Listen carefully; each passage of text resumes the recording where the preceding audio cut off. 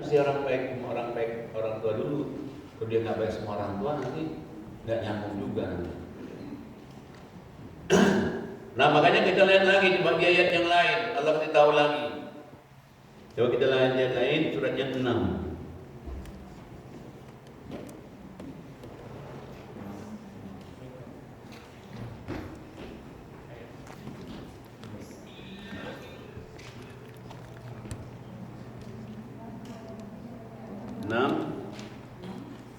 Ayatnya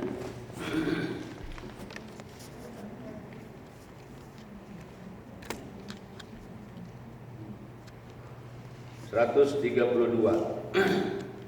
A'udzubillahi minasyaitonirrajim. Surat 6 132. Wa likullin darajatun mimma amilu wa ma rabbuka bighafilin amma ya'malun. Shadaqallahul azim.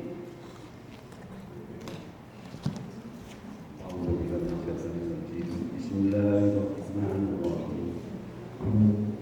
Darajatun mimma. Bismillahirrahmanirrahim. Dan masing-masing orang ada tingkatannya tergurus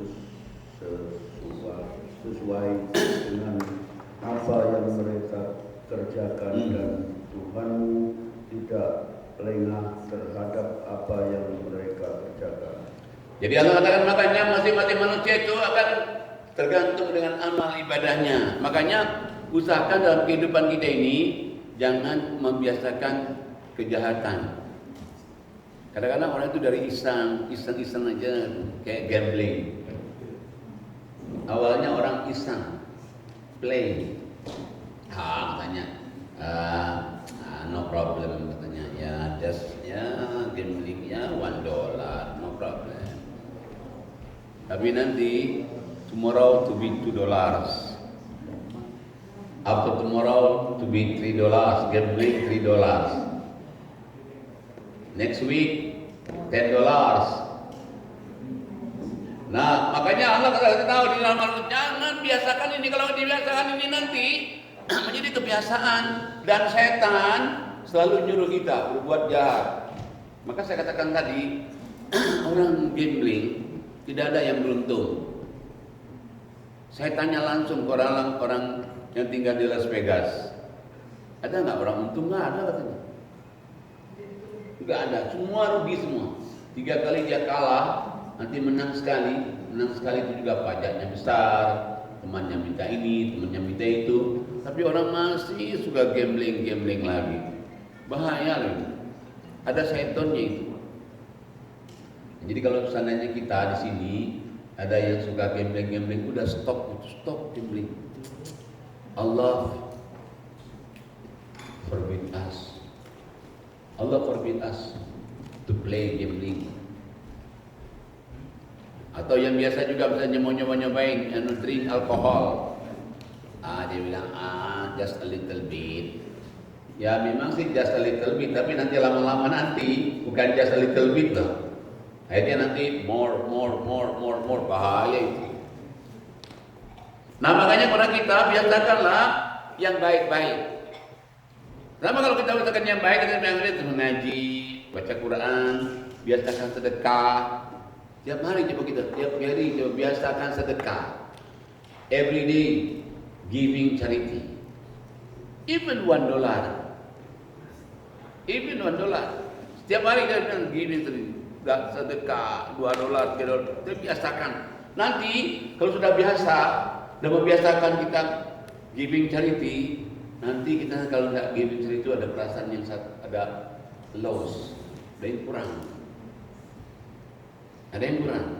Tapi biasakan. Nah cuma membiasakan itu, jangan ikutin omongan orang. Kalau ikutin orang, tiap hari sedekah, di sini kan banyak homeless katanya, nggak bisa begitu katanya. Nanti untuk minum ini ya, itu urusan dia lah. Kalau kita mau sedekah nggak akan sedekah. Itu homeless. Tapi nanti kita bantu saudara kita nanti ada lagi yang ngomong lagi. Kalau gue biar saudara katanya, ya dia kan namanya gampang kita cari uang katanya. nggak bisa begitu. Kayaknya kita ikutin, iya benar juga dong. Biar saudara juga nggak bisa begitu. Padahal mana ada orang jatuh miskin gara-gara sedekah. Bantu saudaranya, bantu orang, mau dia ngasih homeless lah, mau ngasih beggar lah, udah getting, giving, more getting, more giving. Allah make you safety, healthy. Allah will make you more sustenance. Jadi itu benar. Nah cuman mesti kita biasain. Tapi ini kadang-kadang orang tuh membiasakan itu yang nggak baik. Itu kayak gambling, judi itu. Judi itu nggak baik. Ya awalnya mungkin dari main kartu. Tapi nanti kejar. Itu ada nafsunya itu. Ada nafsunya. Ada orang sampai terjual rumah. Anaknya terkapar. Anaknya jadi terkapar. Waduh dia jadi sewa rumah nggak kebayar. Gara-gara judi coba. Sayang coba ninggalin negeri kita ke negeri orang main judi, jangan. Kayaknya studi. Nah cuman ini kalau kita nggak ingatkan kadang-kadang itu ya ini teman-teman yang sesama mau itu ya kita kan ya kita sih ya nggak yang besar-besar lah katanya ya $10-20 lah gitu. Nah saya dikasih tahu oleh orang-orang di Las Vegas, dia bilang memang kita menang tapi ruginya lebih besar, bahayanya, celakanya kaya juga nggak ada orang judi kaya itu. Baiklah, kembali kepada kita, makanya orang tua tadi sangat penting untuk keselamatan kita di dunia di akhirat. Bapak Ibu sekalian, sebelum kita sudahi barangkali ada pertanyaan, silakan sebelum kita doa ya. Waalaikumsalam warahmatullahi wabarakatuh. Tante pakai mic. Tante pakai mic tante.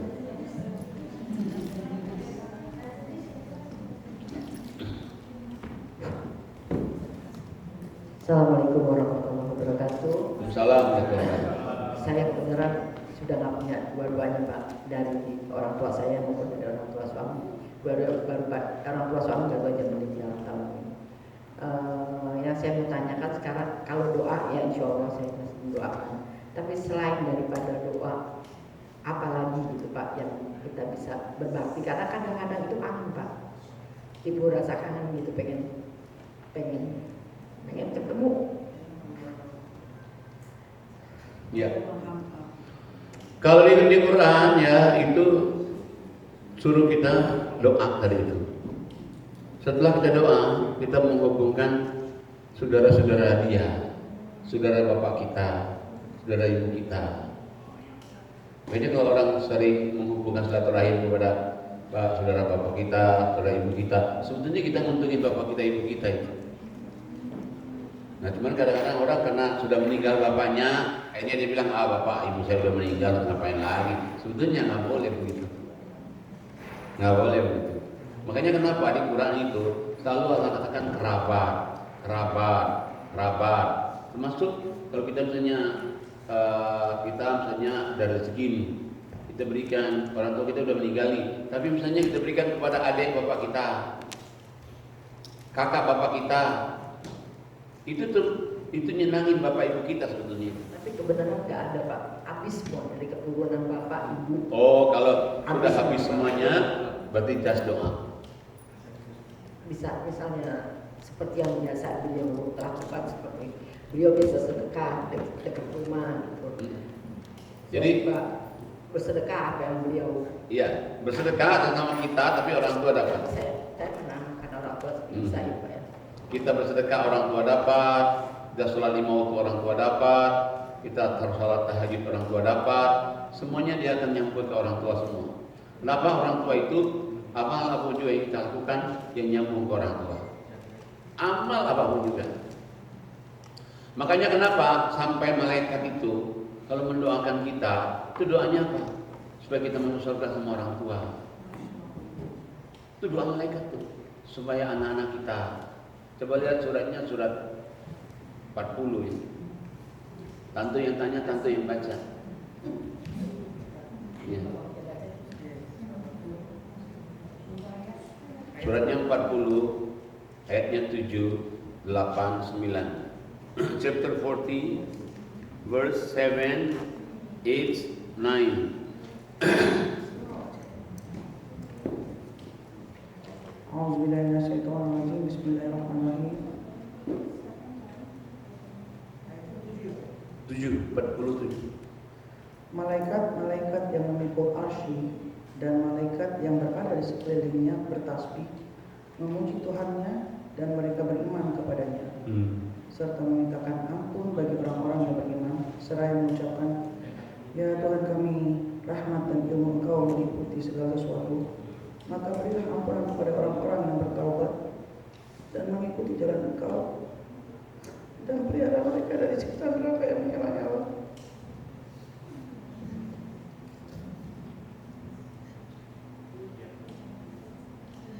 Ayat 8-nya.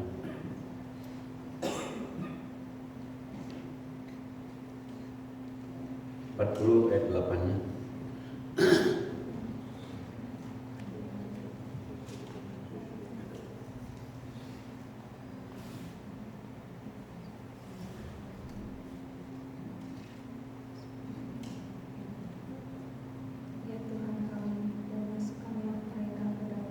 Louder, please. Your sound.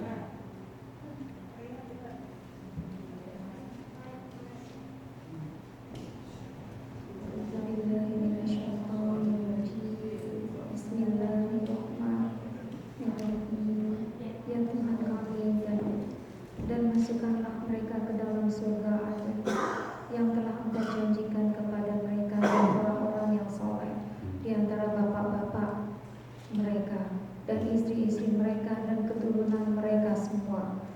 Sesungguhnya Engkaulah yang maha perkasa lagi maha bijaksana. Dan peliharalah mereka dari balasan kejahatan, dan orang-orang yang Engkau pelihara dari pembalasan kejahatan pada hari itu, maka sesungguhnya telah Engkau anugerahkan rahmat kepadanya, dan itulah kemenangan yang besar. Sesungguhnya orang-orang yang Jadi Allah katakan ayat 40 ayat 7-nya, orang-orang malaikat-malaikat di ars, malaikat di ars itu ada malaikat yang ring satu. Dia dekat sama Allah, dia dekat ars. Selalu dia berkeliling around beside Allah, malaikat di ars. And say to Allah.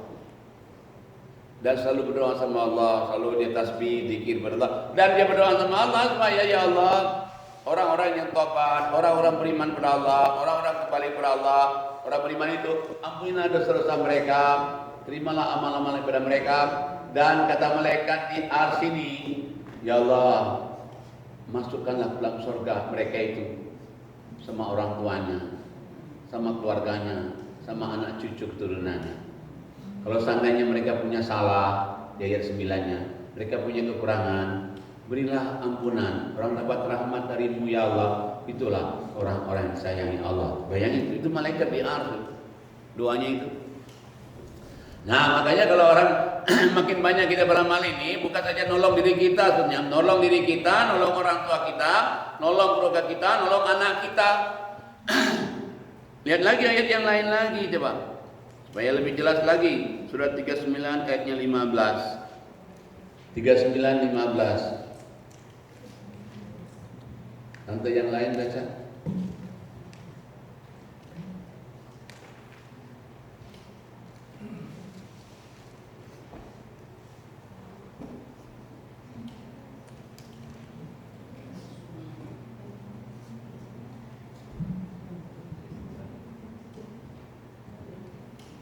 Tiga 9:15.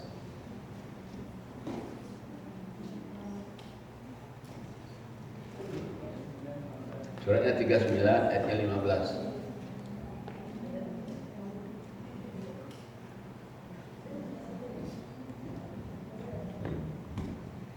A'udzubillahiminasyaitonirrajim. Bismillahirrahmanirrahim. Dari 14 ya, biar lebih jelas. Katakanlah hamba Allah katakanlah hanya Allah yang aku sembah dengan penuh ketaatan kepadanya dalam menjalankan agamaku. Maka sembahlah selain Dia seseorang. Wahai orang-orang musyrik, katakanlah sesungguhnya orang-orang yang rugi ialah orang-orang yang merugikan diri mereka sendiri dan keluarganya pada hari kiamat. Ingatlah, yang demikian itu adalah kerugian yang nyata. Kita lihat ini Allah katakan kul say Allah, just Allah, I worship you alone by sincere. Jadi dia hanya mengatakan hanya kepada Allah saya menyembah dengan ikhlas. Allah katakan sembahlah apa yang kamu sembah. Kalau kamu menyembah selain Allah, silakan aja kata Allah. Tapi kalau kamu menyembah selain Allah itu kamu itu bukan saja merugikan diri kamu, merugikan keluarga kamu, merugikan orang tua, merugikan anak. Jadi kalau kita tidak menyembah Allah, kita ini merugikan anak, merugikan orang tua, merugikan diri sendiri kata Allah. Dan kamu nanti rugi pada hari kiamat. Dan rugi yang benar-benar rugi. Makanya kalau orang yang kita sholat ibadah ini bukan saja menguntungkan diri kita untung, orang tua kita untung, anak kita untung, saudara kita untung. Kenapa? Dengan kita berbuat amal baik ini nanti untungin keluarga. Kalau tidak, katakan merugikan keluarga. Nah, ini Allah yang bicara. Jangan sampai nanti di hari kiamat nanti baru kita ya Allah kalau tahu begini, ya Allah kalau tahu begini katanya. Pasti gua nggak akan mungkin gua libur ngaji kalau tahu begini. Ya tapi udah telat. Oh nanti udah telat Allah kata. Nah mumpung kita masih hidup di dunia ini, kalau kita makin banyak kita ibadat, makin banyak kita sholat, sebenarnya bukan saja nolong diri kita, maksud nolong anak, nolong orang tua, nolong diri, nolong suami, istri. Insya Allah. Baik, yang pertanyaan yang lain silakan. Tante di belakang atau di belakang, anti, uncle,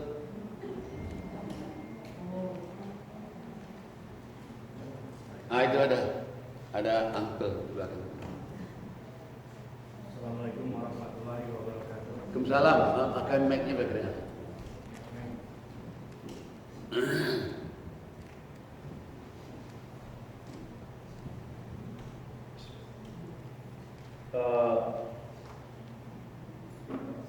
Saya mau menanyakan mengenai ada pernyataan bahwasanya apabila memakan satu suap makanan yang katakanlah yang haram atau yang haram, maka selama 40 hari ibadahnya bermasalah. Yang kemudian ada juga pernyataan yang menyatakan bahwasanya apabila harga pakaian kamu seharga 1000 dirham dan ada 1 dirham di dalamnya haram, maka ibadahmu juga bermasalah. Kurang lebih begitu.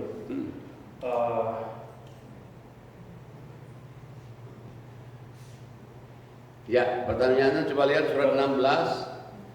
Masih ada. Oh. Kemudian kemarin mengenai membahas masalah halal dan haram, ada pernyataan bahwa kita itu harus beragama harus secara kafah. Secara kafah, tapi bukan tahu ya.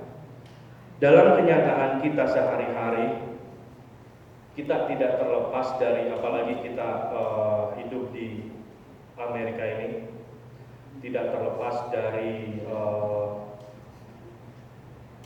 katakanlah unsur-unsur yang haram, meskipun itu sedikit. Kemudian bagaimana untuk istilahnya menghindari hal-hal seperti itu yang dikatakan secara kafah. Itu aja Pak. Ya, coba lihat surat 16 ayatnya 116. 16 dari 114 ya.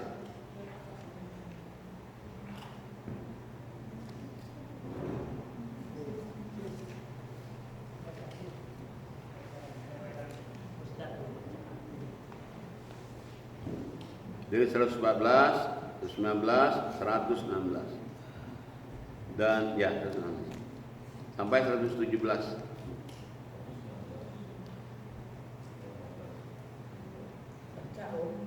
Baca Uncle baca Uncle. A'udzubillahi minasyaitonirrajim. Bismillahirrahmanirrahim. Maka makanlah yang halal lagi baik dan dari rezeki yang telah diberikan Allah kepadamu, dan syukurilah nikmat Allah jika kamu hanya menyembah kepadanya. 115. Sesungguhnya Allah hanya mengharamkan atasmu bangkai, darah, daging babi, dan hewan yang disembelih dengan menyebut nama selain Allah. Tetapi barang siapa yang terpaksa memakannya bukan karena menginginkannya dan tidak pula melampaui batas, maka sungguh Allah Maha Pengampun, Maha Penyayang. 116. Dan janganlah kamu mengatakan terhadap apa yang disebut-sebut oleh lidahmu secara dusta, ini halal dan ini haram, untuk mengada-adakan kebohongan terhadap Allah. Sesungguhnya orang yang mengada-adakan kebohongan terhadap Allah tidak akan beruntung. 117. Itu adalah kesenangan yang sedikit dan mereka mendapat azab yang pedih. Ya. Kita lihat coba yang ini, Allah katakan, makanlah apa yang Allah berikan rezeki kepada kamu itu halalan thayyibah. Dan setelah dia makan halal thayyiban, bersyukurlah kamu kepada Allah akan nikmat Allah yang Allah berikan kepada kamu, kalau memang benar-benar kamu penyembah Allah. Jadi normalnya makan halal thayyiban, bersyukur pada Allah akan nikmat Allah. Itulah orang-orang yang menyembah Allah yang benar-benar Allah. Kemudian Allah kasih tahu di ayat yang selanjutnya, ayat 19, sesungguhnya yang diharamkan Allah itu bangkai, darah, daging babi, dan sembelihan yang tanpa disebut nama Allah. Kecuali Allah katakan kalau kamu terpaksa tidak ingin bawa pulang, bukan kamu mau, tapi adanya itu, maka Allah katakan Allah Maha Pengampun, Maha Penyayang. Kemudian lagi Allah kata lagi, janganlah kamu mengatakan ini halal, ini haram. Ya kamu katakan dalam lidah kamu, Allah katakan, sedangkan Allah sendiri tidak mengatakan itu. Itu hanya ucapan kamu saja, kata Allah. Kamu buat-buat secara dusta. Allah katakan orang-orang membuat dusta terhadap Allah itu tidak beruntung. Senang di dunia, tapi di akhirat dapat azab. Ayat ini memang Allah katakan musuhlah kamu secara Islam itu kafah. Tapi kafahnya di sini sebagaimana dikatakan tadi, mungkin ada kita yang buat salah, ada yang apa ini. Memang manusia itu tidak ada yang perfect. Kita misalnya di sini untuk halal betul itu kayaknya susah kan. Kita cuman usahakan, kafahnya itu usahakan ada usaha kita untuk menyempurnakan diri. Misalnya tadi kita misalnya tahu, oh ini kalau situ haram, jangan didatangin. Tahu-tahu di sini misalnya ada labelnya halal, tahu-tahu nggak halal juga misalnya ini. Itu kan bukan urusan kita. Kita tidak mau, tapi kita dibohongin. Atau kita dalam keadaan misalnya kadang kita dalam perjalanan kita misalnya berjalan ke sini, atau kita katakanlah kita di pesawat, kita sudah minta nih halal foodnya, zabiha ya. Tahu-tahu dia masak bukan zabiha, kan bukan urusan kita itu kan. Kita udah minta nih. Nah, cuman masalahnya ada usaha kita itu yang pingin itu. Nah, setelah usaha kita ini ternyata misalnya nantinya itu Allah tidak akan menghukum kita. Tapi ada nggak kita itu ada usaha kita untuk membersihkan itu. Misalnya kita kerja itu misalnya tempatnya maksiat, kita berusaha untuk jangan tempat maksiat, berusaha untuk jangan ada tempat maksiat. Nah, jadi ini sebenarnya usaha kita untuk ke arah itu yang Allah kehendaki. Ya kayak misalnya jangan salah juga, kita naik haji udah berusaha betul supaya jangan kena najis, misalnya kain ihram kita. Begitu kita nanti lagi pakai ihram, kita kencing, kena sedikit. Nah, kalau kita lihat itu sebenarnya kita tidak sempurna itu. Tapi bagaimana kita lagi di pakaian ihram, lagi udah di padang Arafah, kita kencing. Nah, apakah Allah menjadikan enggak sah itu? Enggak begitu. Tapi usaha kamu untuk arah itu. Nah, tadi misalnya kita makan ini bukan maunya kita. Tapi enggak ada yang dimakan kecuali itu. Allah tidak akan menjadikan kita haram itu. Tapi dia dengan syarat dia bukan menginginkan seperti itu sebetulnya, tapi dalam keadaan terpaksa dia lakukan itu. Nah, cuman kalau dia memang mau, ya dia bilang halal haram antamlah katanya. Nggak bisa begitu katanya. Kita jangan penatik amat dong katanya. Ya nggak bisa katanya. Kalau nggak penatik begitu, kapan kita makannya? Nah ini nih Allah marah itu. Tapi dia berusaha misalnya ini untuk terbaik-baiknya. Ternyata adalah kekurangan dikit, enggak. Allah nggak kejam karena dia maha pengasih dan maha penyayang. Tapi usaha kita untuk menuju kepada yang terbaik itu yang Allah akan hargai. Ya, jadi termasuk juga tadi makan. Kita makan itu memang usahakan kita yang halalan, thayyiban, terutama 4 ini. Tapi di luar 4 itu Allah katakan sebetulnya itu enggak. Kamu jangan mengatakan ini halal ini haram kalau aku nggak ngomong, kata Allah. Nah, berarti sebetulnya itu sudah Allah ringankan itu. Sudah Allah ringankan itu, Allah nggak memberatkan kita. Cuman masalahnya ada nggak dari kita keseriusan, kesungguhan untuk kepada jalan Allah itu. Terutama masalah akidah. Kenapa masalah akidah? Karena kalau saya perhatikan di Quran ini ada yang menjadi contoh bagi kita. Kenapa Nabi Ibrahim ditolong Allah sewaktu dia mau dibakar di api, ditolong Allah. Disuruh nyembelih anak, ditolong Allah. Kenapa? Akidahnya itu. Nah, akidahnya ini nih. Bagaimana akidah Nabi Ibrahim ini? Coba lihat surat 6 ayatnya 82. Surat 6 82.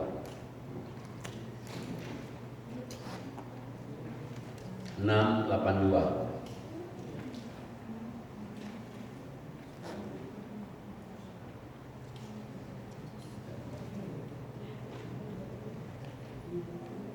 Ya, mic-nya di mana? Silakan dibaca.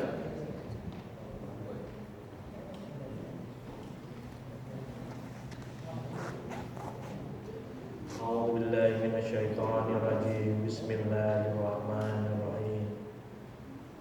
Orang-orang yang beriman dan tidak mencampur adukan iman mereka dengan kezaliman atau syirik, mereka itulah yang mendapatkan keamanan dan mereka itu adalah orang-orang yang mendapat petunjuk.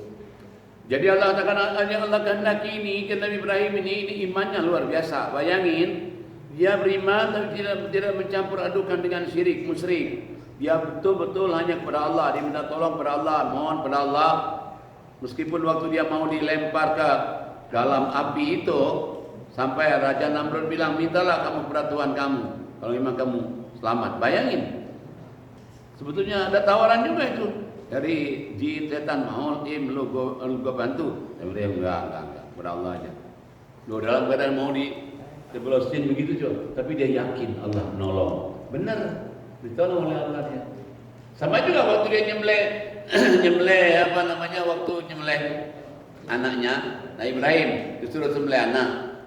Bayangkan umur 91 tahun pingin punya anak. Itu pingin punya anak, ketemu baru hari ini sama anak umur 17 tahun, malamnya mimpi di Musdalifah. Itu mimpi di Musdalifah, mimpinya apa? Sembelih anak kamu, wahai Ibrahim.